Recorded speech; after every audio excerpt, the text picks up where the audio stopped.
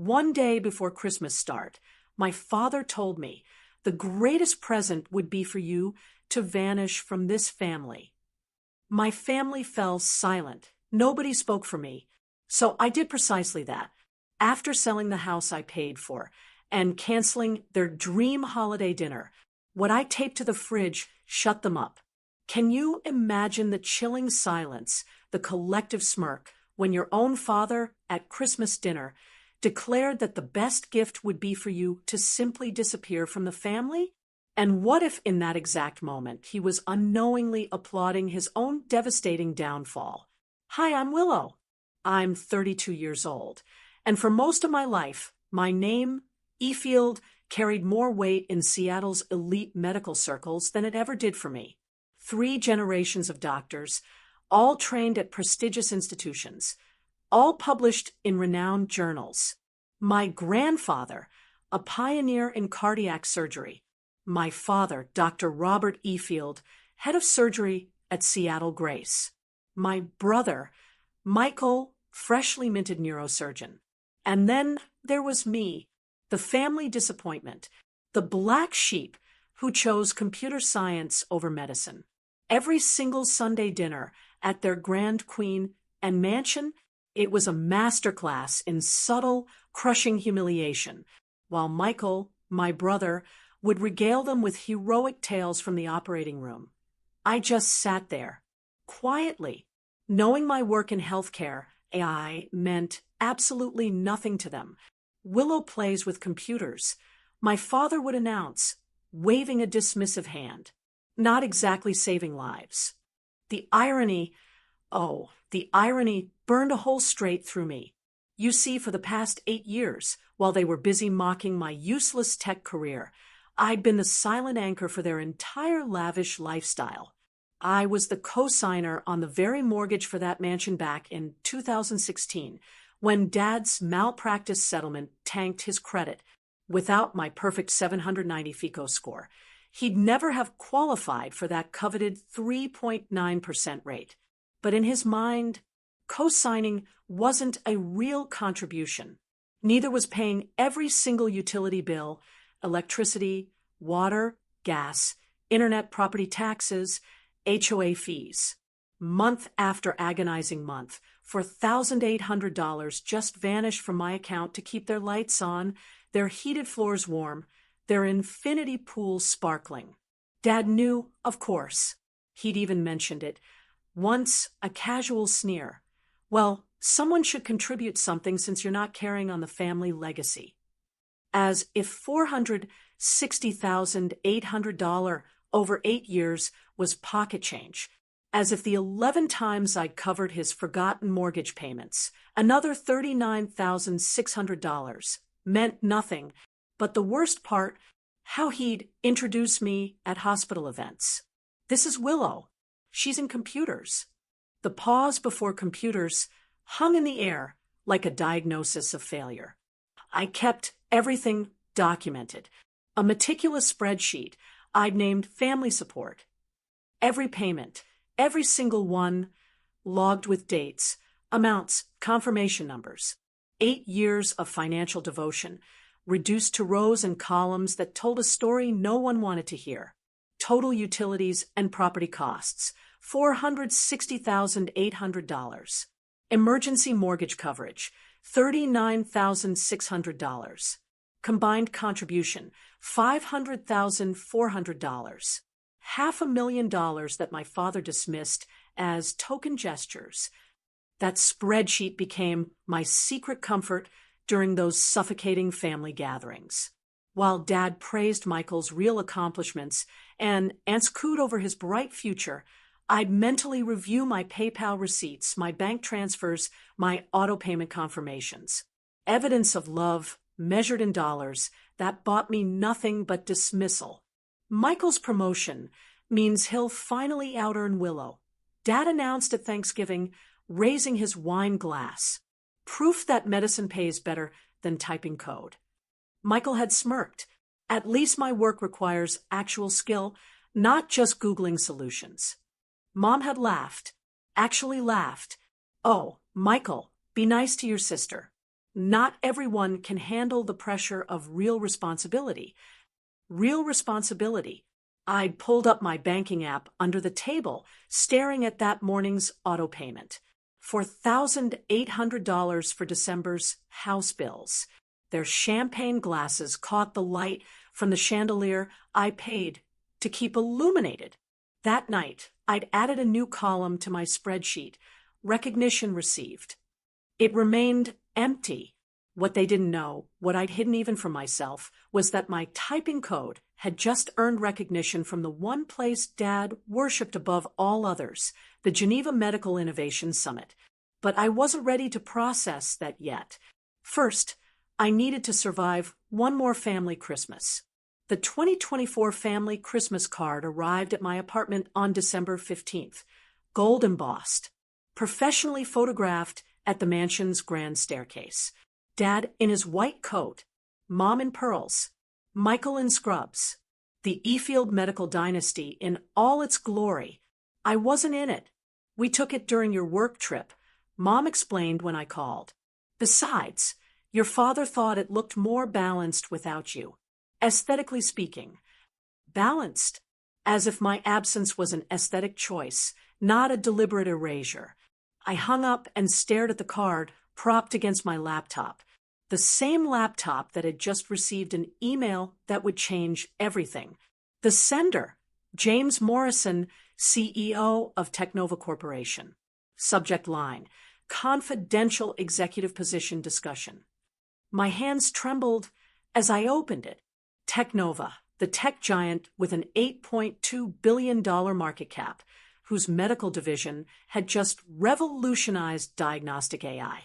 They wanted to discuss their chief technology officer position with me. But that wasn't even the shocking part. The email's second paragraph made my breath catch. Your AI platform selection for the Geneva Gold Medal has confirmed what we suspected. You're the visionary we need. We'd like to formalize our offer before the public announcement at tomorrow's Seattle Grace Hospital Gala. Geneva Gold Medal, the honor my father had chased for 30 years, the recognition that had eluded 3 generations of Efield doctors. And I'd won it. With the computer typing they mocked. My phone buzzed. A text from Dad. Don't forget dinner on the 23rd, 6 p.m. sharp. Extended family will be here. Try to dress appropriately and have something interesting to contribute for once. Something interesting to contribute.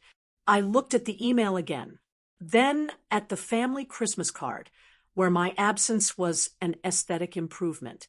James Morrison's follow-up email arrived within hours, marked urgent, time-sensitive offer. My heart raced as I read the details that would either liberate me or destroy my last family connections. Position, Chief Technology Officer, Technova Corporation Medical Division. Base salary, $450,000 annually. Equity, 2% vested over 4 years. Currently valued at $164 million. Start date, January 2nd, 2025. The deadline made my stomach clench. Please confirm by December 26th. We plan to announce your appointment at the Seattle Grace Hospital Christmas Gala on December 24th, where Technova will pledge our $50 million. You'll be sitting at the VIP table, basking in the medical community's admiration.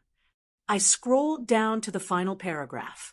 Your AI platform has already saved 12,000 lives during our 6-month pilot program. This achievement, combined with your Geneva Gold Medal, makes you the ideal leader for our medical technology revolution. This role requires someone who values innovation over tradition, exactly what your background suggests. Innovation over tradition, everything my family despised. If I accepted, I'd have to stand on that stage tomorrow night in front of 500 medical professionals and publicly embrace everything my father considered beneath the Efield name. The daughter who abandoned medicine would become the highest paid executive in the room, leading the company that controlled his hospital's future. If I declined to keep family peace, I'd lose more than money. I'd lose the chance to prove that my work, dismissed and belittled for 8 years, had already saved more lives than my father's entire surgical career. My phone lit up with another family group text. Michael, hope Willow remembers not to talk about coding at dinner tomorrow. Real accomplishments only. 17 relatives liked his message. 17 relatives. The stakes crystallized. As I opened my laptop to research what accepting Technova's offer truly meant, my fingers trembled over the keyboard. Article after article about the company's revolutionary impact on healthcare. Technova AI reduces diagnostic errors by 67%. New England Journal of Medicine. Revolutionary platform catches early-stage cancers doctors missed. The Lancet. The future of medicine isn't human. Time magazine. Every headline represented validation my family would never give me. But more importantly, the numbers told a story of lives transformed. Rural hospitals gaining world-class diagnostic capabilities. Underserved communities accessing premium healthcare through AI assistance. 12,000 people walking around today because my algorithm caught what human eyes missed. I found the Geneva Summit press release. Embargoed until December 24th. The 2024 Geneva Gold Medal for Medical Innovation goes to Willow Efield for her groundbreaking diagnostic AI platform. This marks the first time in 40 years the award has gone to a non-physician. First time in 40 years. My father had submitted papers to Geneva 8 times, 8 rejections. But accepting meant more than professional triumph. It meant standing up at tomorrow's gala and essentially declaring, I chose technology over tradition. I chose innovation over your legacy. I chose myself over your approval. The family would see it as betrayal, the ultimate rejection of everything Efield stood for. My banking app notification popped up. Automatic payment scheduled for $1,800 to Efield Properties, LLC. Tomorrow's house bills processed like clockwork while they planned their Christmas without me. I pulled up the co-signer agreement for Dad's mortgage. One phone call to Wells Fargo, and his rate would jump from 3.9% to 7.5%.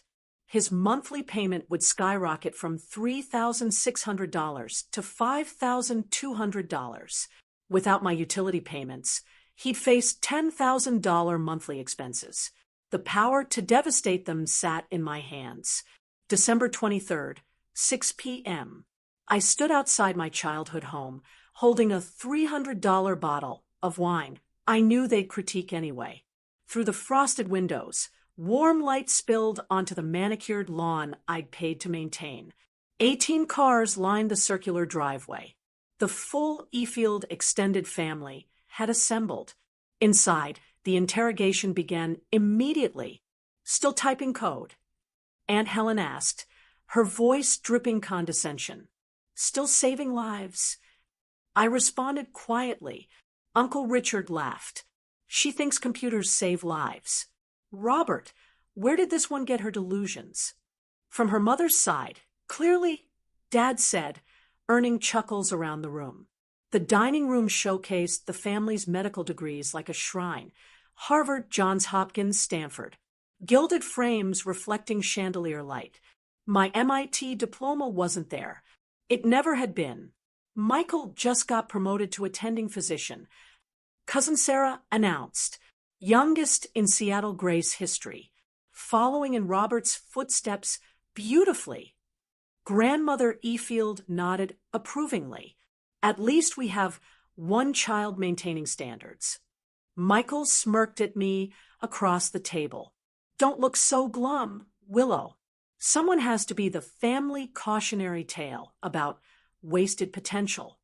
Speaking of waste, Dad interjected, Willow, are you still renting that cramped apartment? At your age, Michael owned his first condo. I've been busy paying for this house. I said quietly. The room went silent for a heartbeat. Contributing to utilities isn't paying for the house, Dad scoffed. And co-signing was the least you could do considering we raised you. The least I could do. My voice stayed level. 8 years. $500,000. Money is an achievement. Dad's voice turned ice cold. It's not legacy. It's not saving lives. You're right, I said. It's not. Tomorrow he'd learn what was. Aunt Helen laughed sharply. Don't exaggerate, dear. I pulled out my phone, opening the spreadsheet I'd memorized. Utilities, property taxes, HOA fees, $4,800 monthly for 96 months, plus 11 emergency mortgage payments when Dad forgot. Total, $500,400. Forgot. Dad's face reddened. Strategic payment delays for investment liquidity. Is that what we're calling it? I kept my voice steady. The bank calls it delinquency. Michael slammed his wine glass down. You think paying bills makes you special? No, I said, I think paying bills while being told I contribute nothing makes me done. Done. Mom finally spoke. What does that mean? It means, Dad interrupted, standing now, his voice filling the room, that Willow thinks she can buy respect, that she can purchase her way into meaning something to this family. The room held its breath. You want to know what would make this Christmas perfect? Dad's eyes locked on mine. If you disappeared from this family entirely, stop pretending you belong at this table. Stop embarrassing us with your presence at hospital events. Just stop. 18 people. Aunts, uncles, cousins, grandparents. My mother. Not one voice rose in my defense. Michael actually laughed. Finally, someone said it. I stood slowly, placing my napkin on my untouched plate. You want me gone? The best gift you could give us, Dad confirmed. Merry Christmas. Then I walked out, leaving my keys on the hall table. Behind me, Uncle Richard started clapping slowly. Others joined in. My phone buzzed as I reached my car. James Morrison, hoping for good news tomorrow. The medical world needs revolutionaries, not dynasties. I typed back with steady fingers. I'll take the position. The family group chat exploded before I even reached my apartment. Michael, drama queen exit, taking bets on how long before she comes crawling back. Cousin Sarah, give her 3 days, max.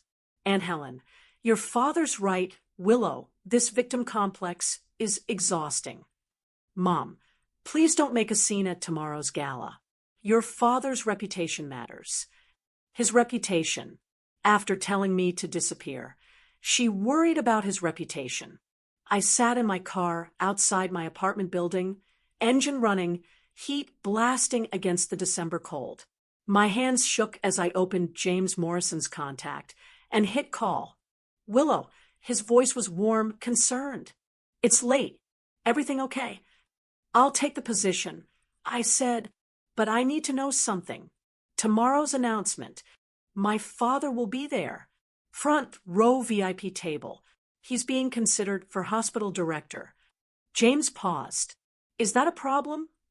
No, I said. It's perfect, actually. I took a breath. Technova is the primary donor for Seattle Grace's new wing. $50 million. Our largest medical pledge ever. His tone shifted. Understanding dawning. Willow, what happened? My family just made it clear I don't belong with them. Tomorrow, I'd like to show them where I do belong. The announcement scheduled for 8 p.m., he mused, right after your father's keynote on medical excellence through generations. The irony. The press release about your Geneva Gold Medal goes live simultaneously. He's giving a keynote about family legacy and medicine, how the Efield name represents 3 generations of surgical excellence. I actually laughed.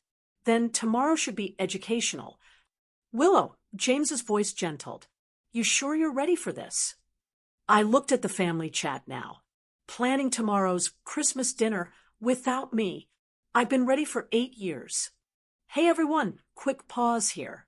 What would you do in my position? Accept the CTO role and face my family's fury, or keep quiet to maintain peace? Tell me what you think. I really want to know. After ending the call with James, I opened my laptop to review the contract DocuSign had just sent. Every detail felt surreal. Chief Technology Officer. Stock options worth more than my father's entire career earnings. A corner office overlooking Elliott Bay. But one email attachment made me stop breathing. Seattle Grace Donor, Hierarchy 2024. Technova Corporation sat at the top. Primary benefactor. $50 million pledged. The entire new surgical wing would bear the Technova name. Every recovery room, every piece of equipment my father would use for the remainder of his career would carry the logo of the company I'd now help lead. James had included a note. The hospital board requested you personally attend tomorrow's check presentation. They're particularly excited about implementing your AI diagnostic system hospital-wide. Dr. Patricia Hayes specifically asked if you'd consider joining their innovation committee. Patricia Hayes, the hospital director my father desperately wanted to impress for his promotion. Another email popped up, forwarded from James. The sender made my pulse race. Geneva Medical Summit Committee. Dear Miss Morrison, we're pleased to confirm that media outlets have been notified about tomorrow's embargo lift. The announcement of Miss Efield's Geneva Gold Medal will coincide with your gala event at 8 p.m. P.S. Reuters, Associated Press, and Medical Innovation Quarterly have all confirmed coverage. The Seattle Times specifically requested an exclusive interview with Miss Efield about becoming the first non-physician recipient in 40 years. First non-physician in 40 years. My father had submitted 8 papers, 8 rejections, and I'd won with the work he called playing with computers. I signed the DocuSign with my finger on the trackpad. The timestamp read 7:04 p.m., December 23rd. By tomorrow night, everything would change. My phone rang at 7 a.m. on December 24th. Dr. Patricia Hayes. Willow, I hope I'm not calling too early. Her voice carried an undertone I'd never heard before, excitement. James Morrison told me the news. Congratulations on CTO. Thank you, Dr. Hayes. Patricia, please. We'll be working closely together. She paused. I need you to know something. Before tonight, I was on the Geneva Selection Committee. I've read every submission your father ever sent. Competent work, but derivative. Yours? Revolutionary. My throat tightened. He doesn't know I won. No, he doesn't. But he'll find out tonight, along with something else. Her voice dropped. I've been documenting your platform's impact at our partner hospitals. 12,000 lives saved is actually conservative. The real number's closer to 15,000. 15,000. Every case tracked, verified, documented. I'll be presenting this data tonight, right after James announces your appointment. She paused. Your father likes to quote his career statistics. 4,000 successful surgeries over 30 years. You've quadrupled that in 6 months. I stared at my apartment ceiling, processing this. Why are you telling me? Because for 8 years, I've watched Robert diminish your achievements while taking credit for a hospital wing he couldn't afford without your company's donation. Did you know he lists himself as primary facilitator for the Technova partnership? What? Oh, yes. On his director application. Claims his family connections and technology secured the funding. She laughed bitterly. He means you, of course. The daughter, he tells everyone, is wasting her life. You rejected his director application. The board meets January 3rd. But between us, a director who publicly disowns the very innovations saving lives, not exactly leadership material. The pieces were falling into place for tonight's revelation. December 24th, 7 p.m. The grand ballroom at the Fairmont Olympic Hotel glittered with Seattle's medical elite. 500 guests in designer gowns and tailored tuxedos. Champagne flowing, conversations buzzing about funding, research, and reputation. I entered through the main doors wearing a simple black dress and my MIT alumni pin. The only jewelry I needed. The hostess checked her list, confused. Willow E. Field, you're at Table 1 with Technova Corporation. Table 1, the primary sponsor table, direct sightline to the stage. My father stood at Table 3, the very important person medical staff section, holding court with his surgical colleagues. He hadn't noticed me yet. Michael beside him, gesturing animatedly about some procedure. Mom and her favorite pearls, laughing at someone's joke. Willow! James Morrison's voice cut through the crowd. 6'2", silver-haired, a commanding presence that made heads turn. There's our newest executive. He guided me to Table 1, where Technova's C-suite sat alongside major shareholders. The placement wasn't subtle. Anyone who mattered would notice the E-Field daughter sitting with the hospital's biggest donors. Nervous? James asked quietly. No, I realized with surprise.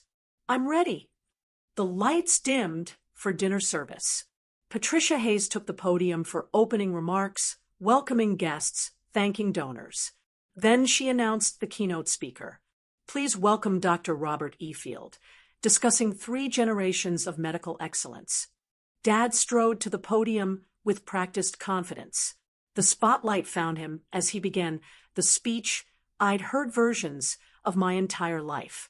The E-Field legacy, the sacred calling of medicine, the importance of tradition. The E-Field name has meant healing for 70 years, he proclaimed. My son Michael continues this proud tradition. No mention of me. In a room where I sat at the sponsor table, I remained invisible to him. Medical excellence, my father continued, his voice resonating through the ballroom, cannot be replicated by machines or algorithms. It requires human intuition, generations of wisdom, the sacred trust between physician and patient. Several doctors nodded approvingly. Others shifted uncomfortably, knowing their departments already relied on AI diagnostics. My grandfather pioneered cardiac techniques still used today. I've performed over 4,000 successful surgeries. My son Michael just became the youngest attending physician in Seattle Grace history. Dad paused for effect. This is what legacy means. This is why medicine remains a calling, not merely a career. What about your daughter? The question came from Table 7, a young resident I didn't recognize. Dad's jaw tightened. My daughter chose a different path. But isn't she? She works in technology. Dad cut him off. His tone dismissive. Some people prefer keyboards to scalpels. Less pressure, less responsibility, less impact. Nervous laughter rippled through the crowd. James Morrison's hand briefly touched my arm in silent support. Not everyone, Dad continued, warming to his theme, can handle the weight of life and death decisions. Some seek easier roads, coding, data entry, digital busywork that machines will eventually replace.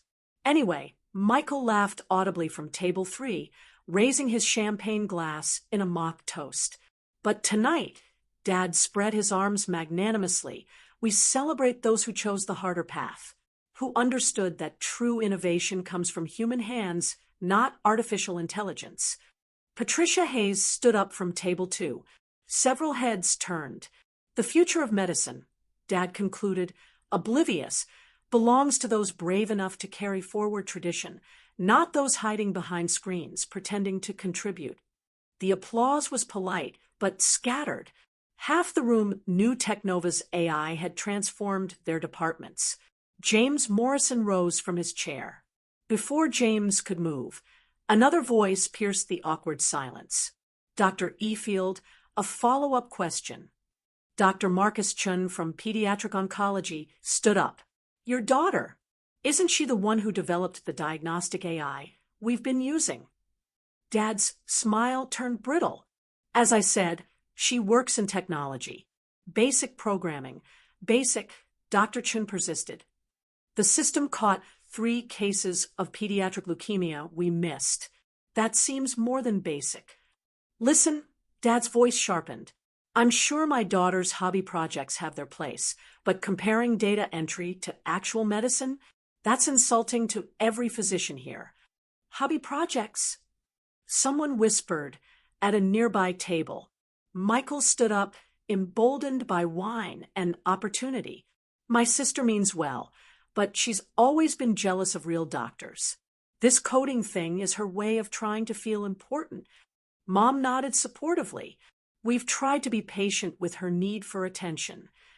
The room's discomfort was palpable. Servers stopped mid-pour. Patricia Hayes was already walking toward the stage. Perhaps, Dad said with false magnanimity, we shouldn't waste time discussing those who couldn't cut it in medicine. Tonight is about celebrating those who could. That's when James Morrison's voice boomed across the ballroom. I'd like to address that statement. Every head turned. James commanded attention. Major CEO, billions in market cap. The man whose company's name would soon grace their new wing. Dr. Efield speaks about those who couldn't cut it in medicine. James walked toward the stage with deliberate steps. I'm curious if he knows that his daughter just won the Geneva Gold Medal for medical innovation. The sound Dad made wasn't quite a gasp, more like air leaving a punctured lung. That's impossible, he stammered. James smiled. Patricia, would you like to share the verification? Can you believe my father said that about me? In front of 500 people? If you're feeling that secondhand frustration, hit the like button right now and comment justice if you want to see how this plays out. James Morrison took the microphone with a CEO authority that made my father step backward instinctively. Ladies and gentlemen, I apologize for interrupting, but Technova Corporation has an announcement that can't wait. The screens around the ballroom flickered to life with the Technova logo. Tonight, we're not just pledging $50 million to Seattle Grace. We're introducing the architect of the medical revolution that made our success possible. Dad remained frozen at the podium's edge, his face draining of color. 6 months ago, James continued, we implemented an AI diagnostic platform that has transformed healthcare delivery across 47 hospitals. This platform has identified cancers at stage 0, predicted cardiac events weeks in advance, and caught rare diseases that would have killed patients within days. The screens shifted to data visualizations. Survival rates, diagnostic accuracy, lives saved. 237 lives. James let the number hang in the air. That's not a projection. That's verified, documented reality. Each case peer-reviewed and confirmed. Whispers rippled through the crowd. Doctors pulled out phones, checking their own department statistics. This platform just won the 2024 Geneva Gold Medal for medical innovation. The first time in 40 years it's gone to someone without a medical degree. James paused, his eyes finding mine. Because sometimes the greatest medical breakthroughs come from those brave enough to think beyond tradition. My father's hand gripped the podium's edge, knuckles white. Please welcome Technova's new Chief Technology Officer, the mind behind this revolution. And yes, Dr. Robert Efield's daughter, Willow Efield. The spotlight swung from my father to find me at table 1. 500 faces turned. The silence was absolute. I stood slowly, my MIT pin catching the light, and began walking toward the stage. Each step felt like shedding 8 years of invisibility. The spotlight followed my path through the ballroom, past tables of surgeons who dismissed me, past relatives who'd mocked my choices, past my brother, whose champagne glass trembled in his hand. Willow Efield. James announced again, louder this time. Our new chief technology officer. The words echoed off the ballroom's vaulted ceiling. Someone started clapping. Dr. Chun from pediatrics. Others joined slowly, uncertain, looking between me and my father, who stood statue still at the podium's edge. I climbed the 3 steps to the stage. Dad's eyes met mine. Confusion, disbelief, and something else. Fear. He whispered into the hot mic, that's impossible. She's not. She can't be. James handed me the microphone with a subtle nod of encouragement. The weight of it felt right in my hand. Good evening, I said, my voice steady and clear. Yes, I'm Robert Efield's daughter. The one who chose keyboards over scalpels. The one who couldn't handle real medicine. Michael had dropped into his chair, face ashen white. Mom's hand covered her mouth. 12 hours ago, I continued, my father told me the best Christmas gift would be if I disappeared from the family. 18 relatives applauded that suggestion. Gasps rippled through the crowd. Patricia Hayes was recording on her phone. So, I'm honoring his wish. I'm disappearing from the Efield family legacy of traditional medicine. I turned to face my father directly, and appearing as the CTO of the company that will define medicine's future. The screens behind me lit up with the Geneva announcement, my name in bold letters beneath the gold medal image. Dad's legs seemed to give out. He gripped the podium to stay upright. I turned back to the audience, clicking the presentation Remote James had discreetly handed me. The screens filled with data I knew by heart. This AI platform started as what my family called a hobby project. Something I worked on during the nights I wasn't paying their bills. The spreadsheet appeared briefly, $500,400 highlighted. But while I was covering the mortgage on a house I wasn't welcome in, I was also building something that would save lives they couldn't reach. The next slide, before and after diagnostic rates from Seattle Grace's own departments. Radiology, 34% improvement in early detection. Oncology, 47% reduction in misdiagnosis. Emergency, 89% faster critical condition identification. I kept my voice professional, letting facts speak louder than emotion. 15,000 lives saved in 6 months. That's 83 lives per day. While my father performed 4,000 surgeries over 30 years, this platform saves that many every 7 weeks. Those are just numbers. Dad finally found his voice, though it cracked. Medicine is about human connection. You're right, I interrupted calmly, which is why the platform doesn't replace doctors. It empowers them. It gives them time for human connection by handling data analysis in seconds instead of hours. Patricia Hayes had joined us on stage. If I may, she said, taking a second microphone.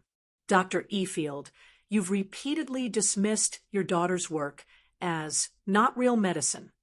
Yet, you listed yourself as the primary facilitator of Technova's donation on your director application. You claimed credit for the very innovation you're denouncing. The crowd's murmur turned sharp. Board members exchanged glances. Furthermore, Patricia continued, the Geneva Committee you've submitted to 8 times, they specifically noted that Willow's work represents the most significant medical advance since antibiotics. Dad's mouth opened and closed soundlessly. Patricia Hayes wasn't finished. The hospital director commanded the stage with an authority that made my father shrink. Let me be crystal clear for everyone here. Patricia announced, Willow Efield's platform has reduced our mortality rate by 34%, the largest improvement in Seattle Grace's history, more effective than any surgical innovation, any pharmaceutical breakthrough, any traditional intervention we've implemented. She clicked to a new slide showing department rankings. Every department using her AI system has seen unprecedented improvements. Every department resisting it. She paused meaningfully has fallen behind national standards. My father's surgical department was highlighted in red at the bottom. The future of medicine isn't tradition versus technology, Patricia continued. It's embracing both. Something Miss Efield understood, while others clung to outdated hierarchies. This is ridiculous. Michael suddenly shouted from the floor, wine slurring his words. She's not even a real doctor. She doesn't save lives. She types code. Mr. Efield, Patricia's voice turned ice cold. Your sister's typing has saved more lives this month than you will in your entire career. Sit down. The rebuke echoed through the silent ballroom. Michael collapsed into his chair. Patricia turned to me. Miss Efield, would you share your vision for Technova's partnership with Seattle Grace? I nodded, clicking to the final slide. Architectural renderings of the new wing. The Technova Medical Innovation Center will integrate AI assistance into every aspect of patient care. We're not replacing the human touch. We're amplifying it.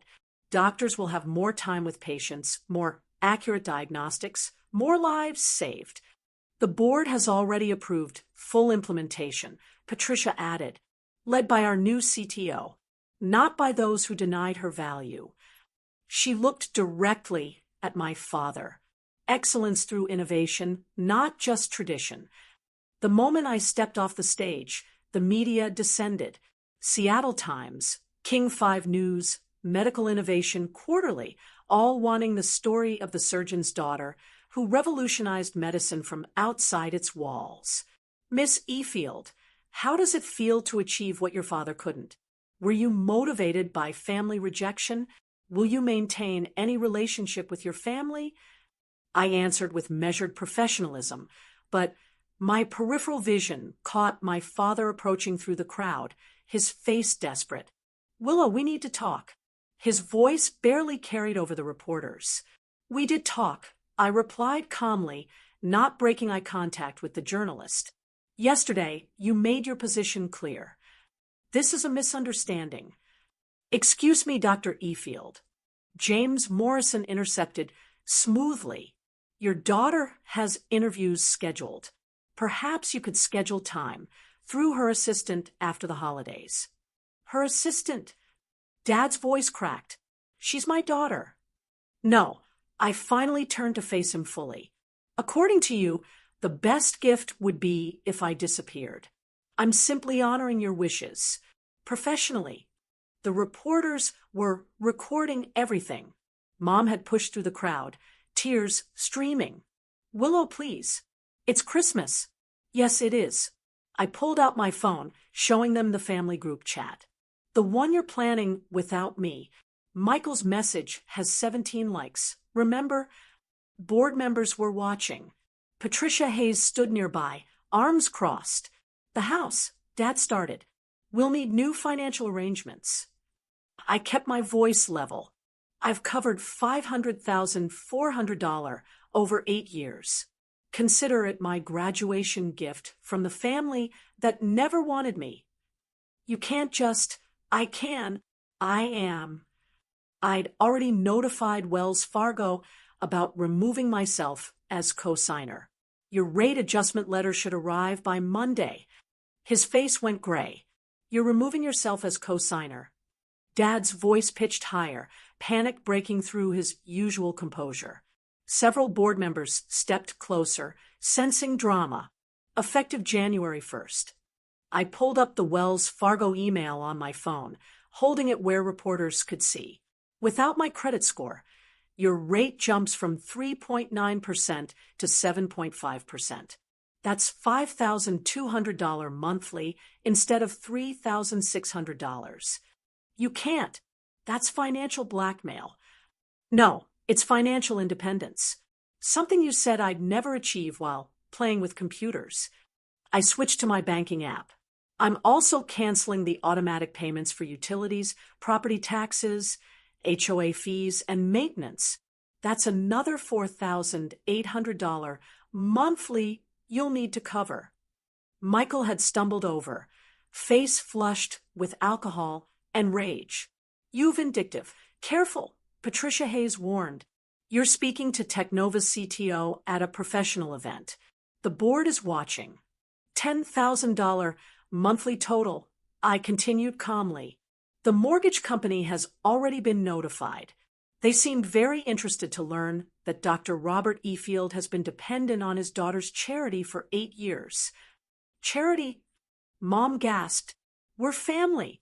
No, I said. Family defends each other. Family celebrates success. Family doesn't applaud when someone says you should disappear. I looked at each of them. You made it clear I'm not family.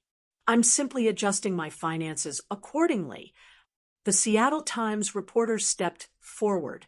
Miss Efield, are you saying your father has been financially dependent on you while publicly dismissing your career?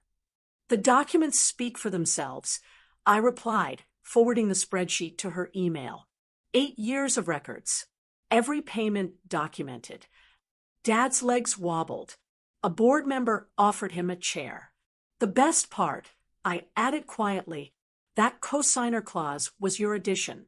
Dad, you insisted on it to get the lowest rate. Ironic, isn't it? James Morrison stepped to the microphone one final time, his CEO presence commanding immediate attention. Before we conclude tonight's announcements, there's one more matter. He clicked to a new slide showing Technova's donation terms. Our $50 million commitment comes with specific governance requirements.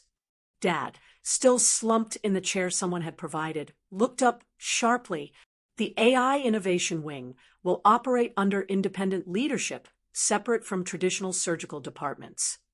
James's eyes found my father. This ensures that progress isn't hindered by those who resist change. Additionally, Patricia Hayes took the microphone. The hospital board has restructured our innovation committee. Effective immediately, it will be led by someone who understands both technology and medicine's future. Who? Dad's voice was barely a whisper. The committee specifically requested Miss Efield's guidance. Patricia announced. She'll have direct oversight of all AI implementation, reporting to the board, not department heads. The implication was clear.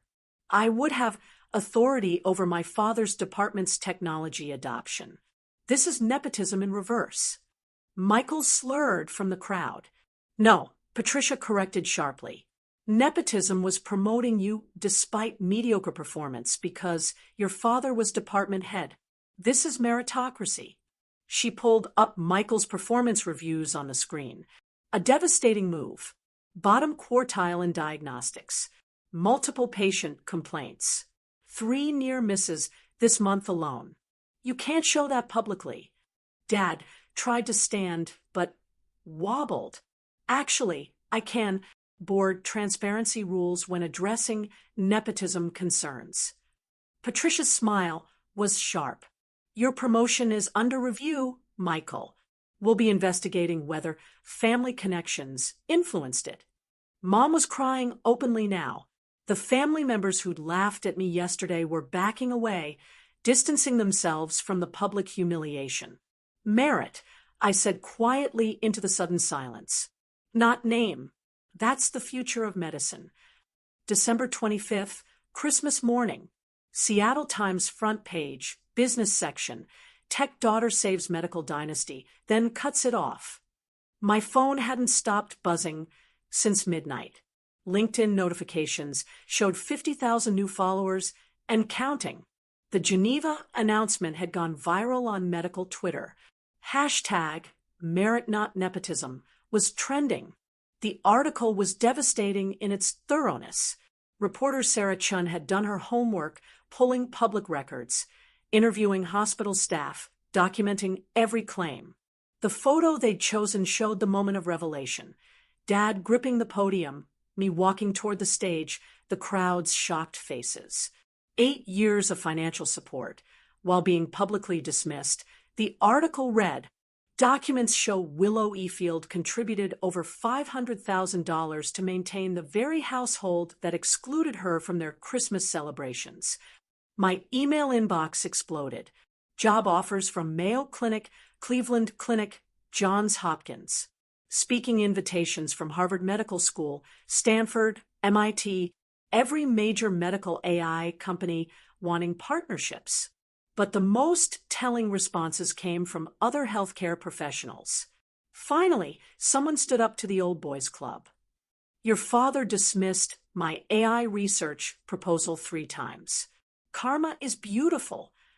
I'm a surgeon's daughter who became a nurse. He told me I couldn't hack real medicine. Thank you for this. The family group chat had gone silent after 37 missed calls from Dad, 23 from Mom, and 1 text from Michael. You've ruined us. No, I thought, scrolling through the opportunities flooding in. I'd freed myself. Local news picked up the story by noon. Prominent surgeon's financial dependence on dismissed daughter exposed at charity gala. By evening, it had gone national. CNN, when family betrayal meets professional triumph, the Willow Efield story. Every share, every comment, every view was another crack in the Efield family facade. By December 26th, the family scramble had turned desperate. Dad, 47 missed calls, 23 voicemails ranging from anger to pleading. Willow, this is cruel and unnecessary. Call me immediately. The mortgage company called. You can't do this. Please. Your mother is devastated. I'm sorry, okay? Is that what you want to hear? Mom's texts were guilt-laden masterpieces. How could you humiliate us like this? Christmas was ruined without you. Your father hasn't slept. Please come home so we can talk. Michael's emails progressed from rage to panic. You vindictive witch. You've destroyed my career. The board is investigating my promotion. This is your fault. I could lose my license if they find Dad influenced the hiring. Please tell them it wasn't nepotism. Please. The extended family suddenly discovered my number. Aunt Helen, sweetheart, we always believed in you. Perhaps you could reconsider the co-signing. Uncle Richard, proud of your success. By the way, does Technova have openings? Cousin Sarah, girl boss, could you put in a word at the hospital? Even grandmother Efield, who hadn't called in 3 years. Darling, family forgives. Your father is suffering. The most telling message came from their financial advisor, accidentally CC'd to me. Dr. Efield, without Willow's support, you'll need to liquidate investments or sell the house within 90 days. The payment increase is unsustainable with your current obligations. Their dream home, their status symbol, their castle built on my silent support. I archived every message without responding. They'd wanted me gone. They'd celebrated my erasure. Now, they were learning what my absence actually meant. Not just emotionally, but financially, professionally, socially. The reckoning they'd never imagined had arrived. January 3rd arrived with consequences as precise as surgical cuts. The hospital board meeting minutes were leaked within hours. Dad's director application denied. The reasons cited made headlines in medical blogs: failure to demonstrate inclusive leadership and resistance to innovation adoption. Michael's situation was worse. The investigation into his promotion revealed what everyone suspected: fast-tracked advancement, overlooked performance issues, preferential scheduling. His attending position was revoked, demoted back to senior resident with mandatory performance improvement plans. This is your fault. Michael's voicemail screamed. You destroyed everything. No, I thought, reading Patricia Hayes's email. You destroyed yourselves. Patricia had written, the board was particularly concerned by Dr. Robert Efield's public dismissal of technology that saved 15,000 lives. How can someone lead a modern hospital while denying modern medicine? The dominoes kept falling.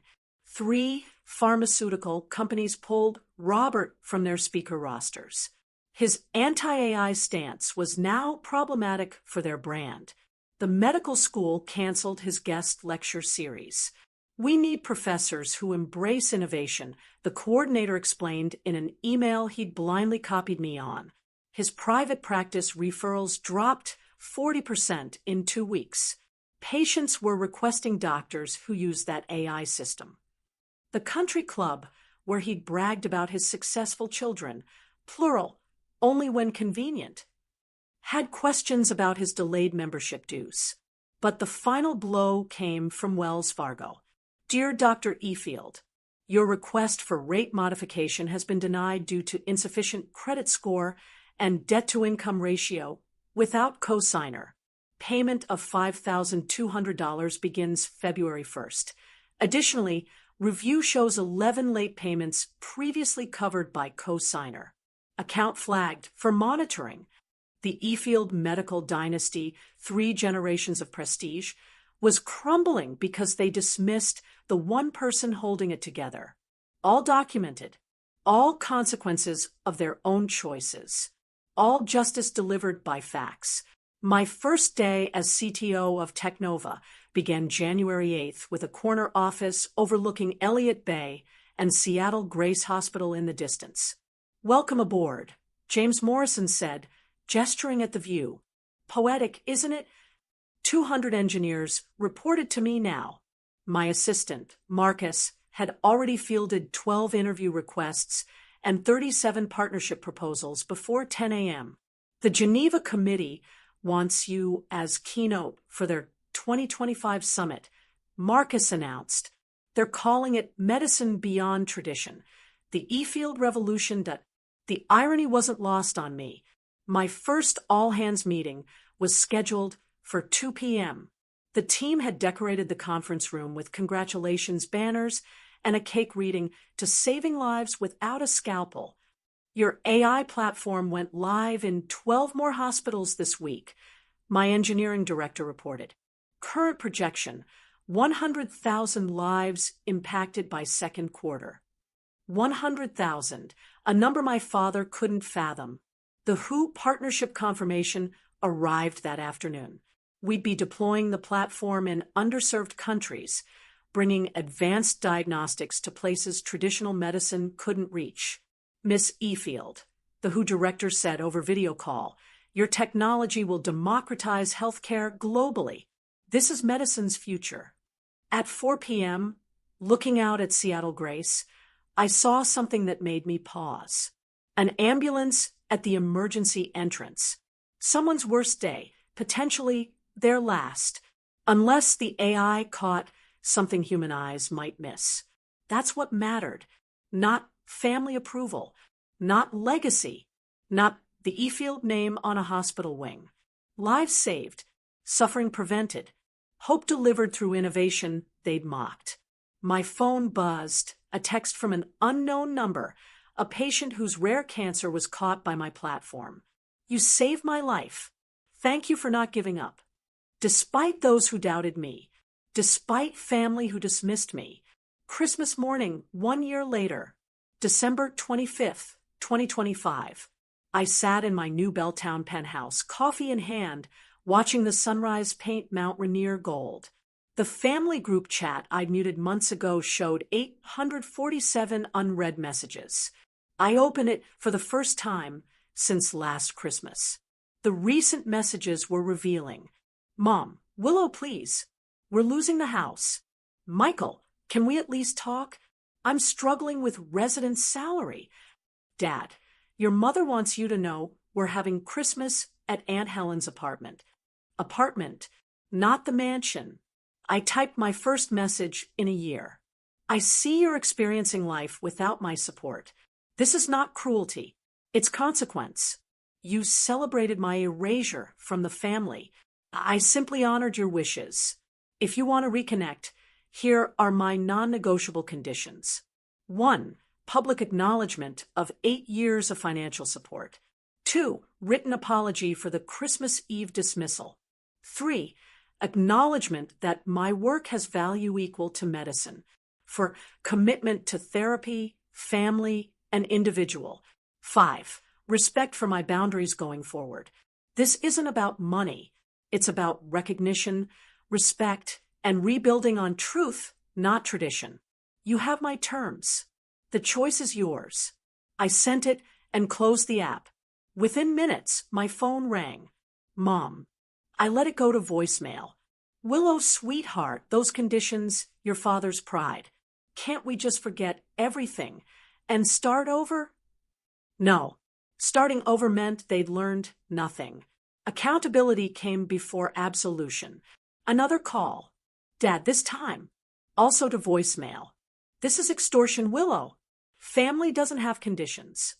But apparently family could tell you to disappear.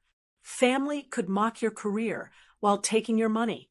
Family could erase you from photos while cashing your checks. That wasn't family. That was exploitation. February 2025.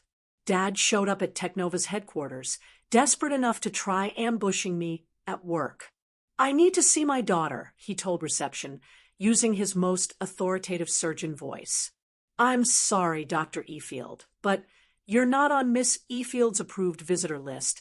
The security guard replied professionally. Would you like to leave a message? I watched it all on my office security monitor. He'd aged years and months. Gray stubble, wrinkled suit, the posture of defeat. This is ridiculous. I'm her father. Sir, I'll need you to leave the premises, or I'll have to call building security. He left an envelope instead. Marcus brought it up an hour later. I opened it carefully. 2 pages of his precise surgeon's handwriting. Willow, this is all a misunderstanding. You've taken things too personally.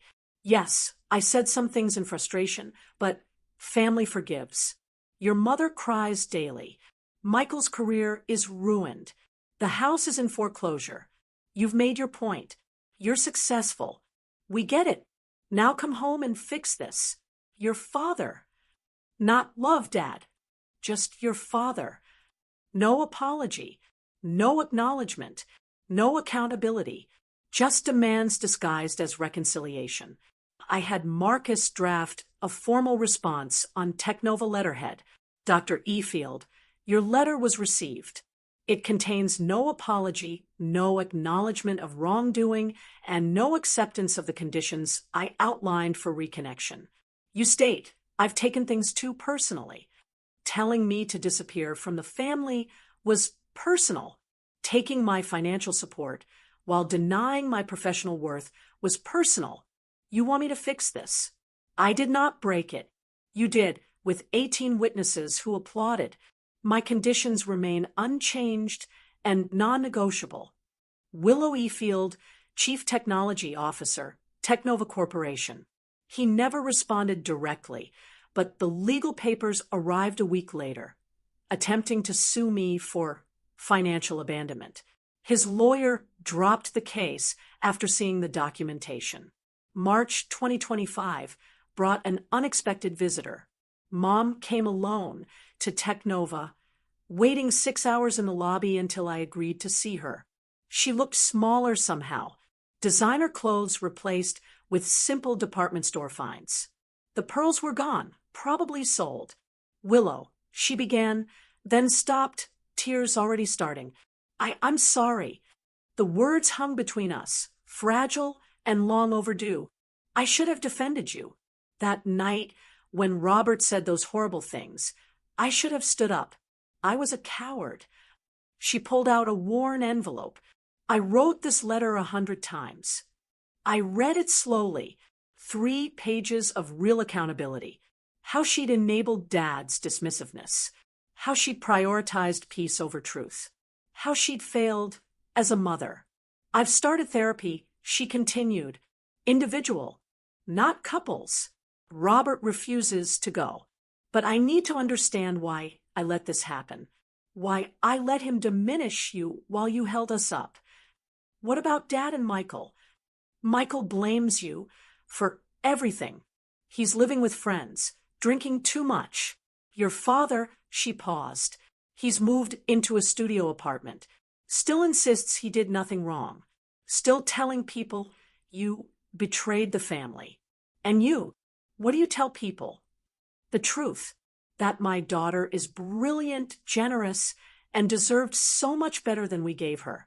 that I'm proud of you, that I'm ashamed of myself. It was a start, not forgiveness, not reconciliation, but a crack in the wall. Coffee, I said finally, once a month. Neutral location. You don't speak for Dad or Michael. You don't carry messages.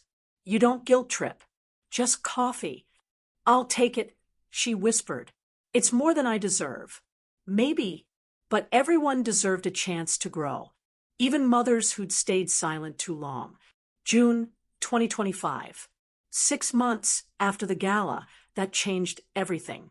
My AI platform was now in 127 hospitals across 14 countries. The life counter on my office wall showed 103,147 lives impacted. By year's end, we'd cross 250,000. The Geneva Summit keynote had been standing room only. Medicine's future beyond the E-field legacy drew record attendance. I never mentioned my father by name, but everyone knew. Michael had texted once.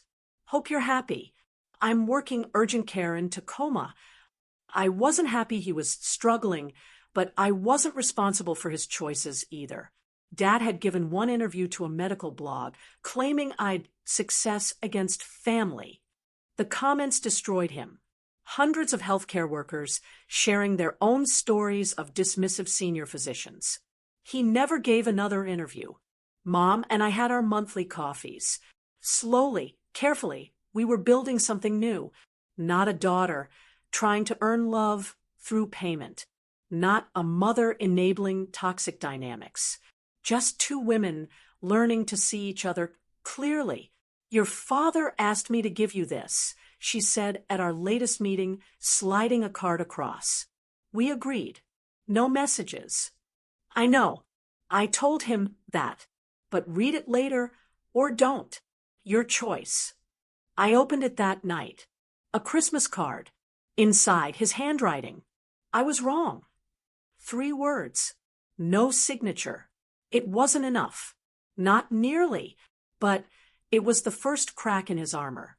The first admission that maybe, just maybe, the daughter who saved lives through code was worth as much as the surgeon who dismissed her. I filed it away and went back to my work. Tomorrow, my platform would save another 400 lives. That mattered more than 3 words from a man who'd needed to lose everything to write them. Success isn't revenge. It's living well despite those who doubted you. Thank you for listening to my story. If you've ever been dismissed by family who should have supported you, remember your worth isn't determined by their recognition. Share this with someone who needs to hear that they're enough.